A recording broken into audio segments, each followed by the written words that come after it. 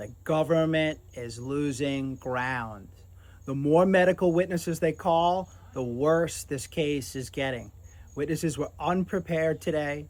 In fact, the prosecutor attempted to impeach her own witness that she called and had control over to prepare to testify here at this trial. The prosecution has lost control of this case because they've attempted to force a narrative. And you can tell from the testimony today that the government is extremely nervous and is starting to lack confidence in their own case.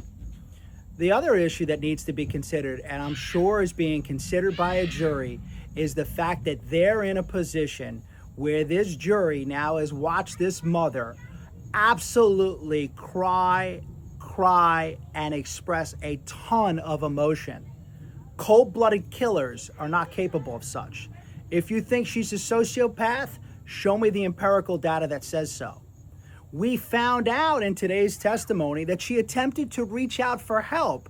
Medical providers didn't provide it. Medical providers turned a blind eye. I'm not blaming the system in its entirety, but there's serious issues with how this woman was dealt with.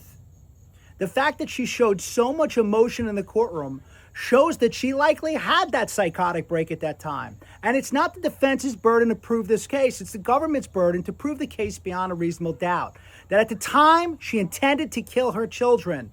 And that was her plan. They're going to have a difficult time doing that.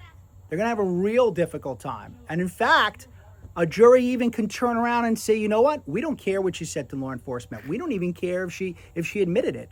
At the time in which she spoke to law enforcement, she wasn't even of clear mind. We can't even trust those statements.